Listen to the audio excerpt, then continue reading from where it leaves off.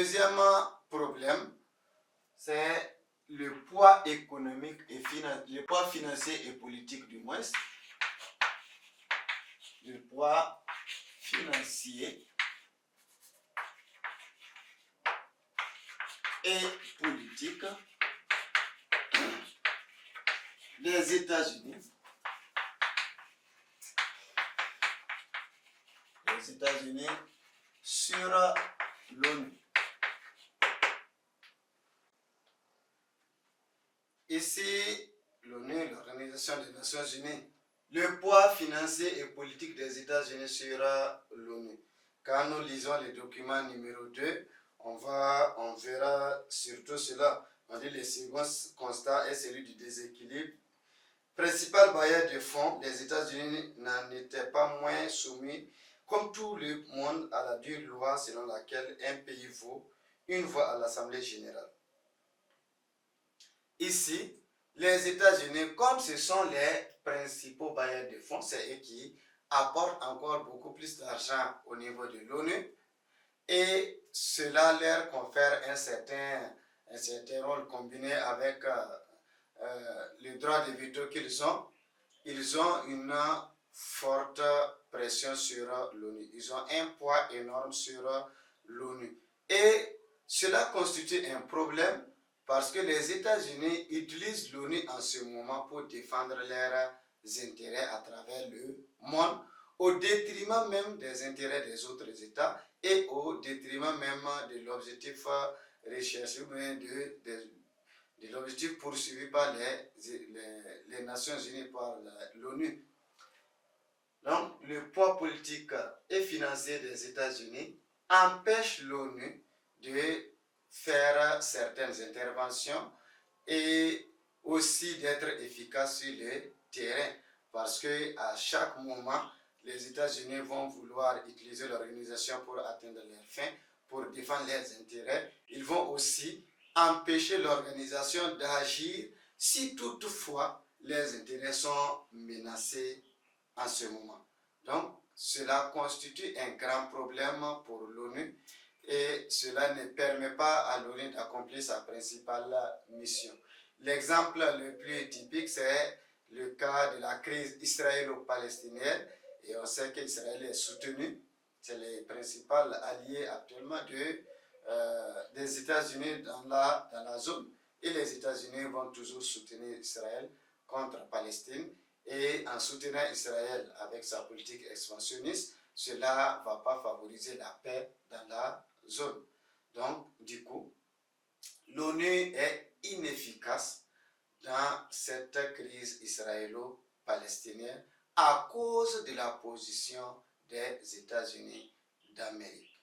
Donc, voici les deux problèmes de l'ONU que nous pouvons évoquer et qui se retrouvent dans les différents documents que nous avons proposés. Le document numéro 2 plus précisément.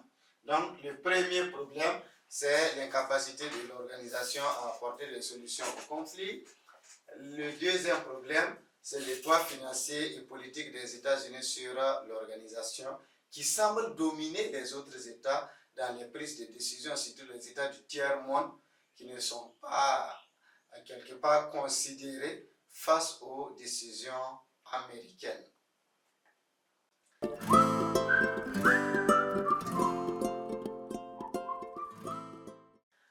Après la réponse apportée à cette deuxième question, il y a la troisième question qui demande la description du fonctionnement du Conseil de sécurité de l'ONU.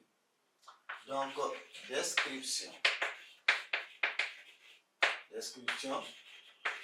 du fonctionnement du Conseil de sécurité de l'ONU.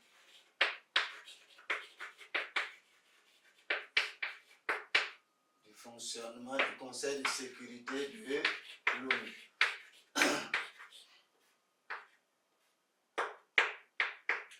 Donc, il faut décrire le fonctionnement du Conseil de sécurité de l'ONU. Comment le Conseil de sécurité de l'ONU fonctionne-t-il? Quelle est sa mission même déjà? quelle est la mission du Conseil de sécurité de l'ONU.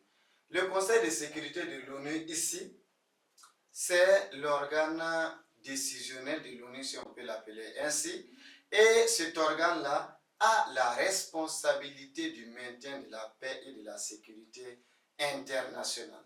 C'est cet organe, appelé Conseil de sécurité, qui réunit les membres permanents, les États qui ont les droits de veto, comme la Russie, les États-Unis, la France, l'Angleterre et la Chine, et les membres non permanents qui sont au nombre de 10, choisis également selon un équilibre régional et qui ont un mandat de 2 ans. Et le Conseil de sécurité a aussi la responsabilité de l'envoi des casques bleus. C'est lui qui décide de l'envoi des casques bleus dans les zones de conflit. Et au niveau du Conseil de sécurité, les décisions sont prises à la majorité des 2 tiers à condition qu'aucun membre permanent n'oppose son veto. Donc les résolutions au niveau du Conseil de sécurité sont prises à la majorité des 2 tiers à condition qu'aucun membre permanent n'oppose son veto. Ils sont 15 membres. Les 2 tiers, il faut au moins 10 membres pour qu'une résolution soit prise. Mais si parmi les 10, la deuxième condition est qu'il faut avoir tous les membres permanents parmi les 10 pour que la résolution soit prise. Autrement, la résolution ne sera pas prise si toutefois un État détenant un droit de veto s'oppose à la résolution. Donc, le Conseil de sécurité, qui est l'organe décisionnel de l'ONU, qui a la responsabilité du maintien de la paix et de la sécurité internationale, en envoyant les casques bleus sur les théâtres des opérations dans les zones de conflit, fonctionne autrement. C'est un organe au niveau duquel les décisions sont prises à la majorité des 2 tiers et qu'un membre permanent n'oppose son veto. Et une fois prises, les résolutions sont contraignantes. C'est différent des décisions prises au niveau de l'Assemblée générale. Au niveau de l'Assemblée générale, les décisions ne sont pas contraignantes, mais au niveau du Conseil de sécurité, une fois prises, les décisions sont contraignantes. Donc, voici ce que nous pouvons dire au niveau du Conseil de la description du fonctionnement du Conseil de sécurité de l'ONU. Donc, voici en termes de situation d'intégration, les consignes. Ici, on vous a demandé des explications et une description. Donc, vous ne citez pas, vous expliquez et vous faites une description au niveau de la 3e question.